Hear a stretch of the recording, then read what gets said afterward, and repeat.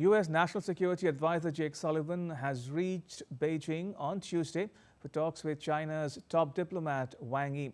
The pair are expected to discuss the ongoing tensions in the South China Sea. This is the first trip to China by a U.S. National Security Advisor since 2016.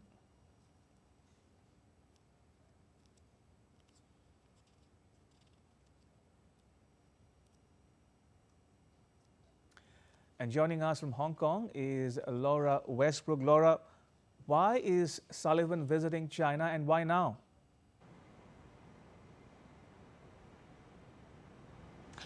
Well, this is a meeting, the latest high-level meeting to try and diffuse some of the tensions between the United States and China.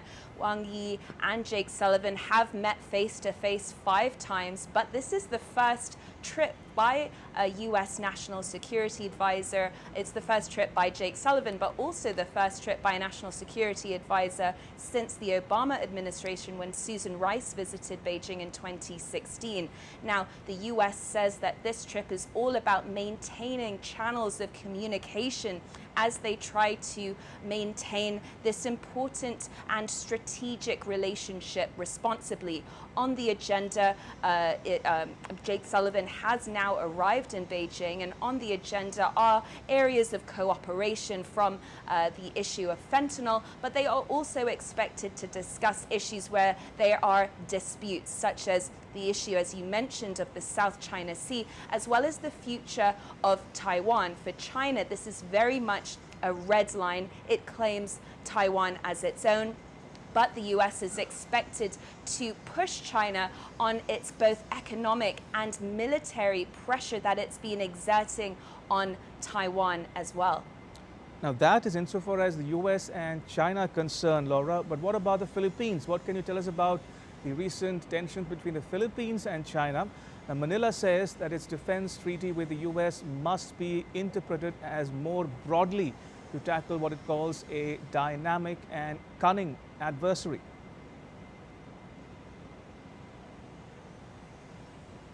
Yes, we have heard from the Philippines defense chief, who has made some quite strong comments. He said that Beijing is the biggest disruptor of peace in Southeast Asia, and that China has acted illegally when it comes to the South China Sea. Now, we have seen increasingly combative encounters between China and the Philippines in this very strategic waterway in the South China Sea.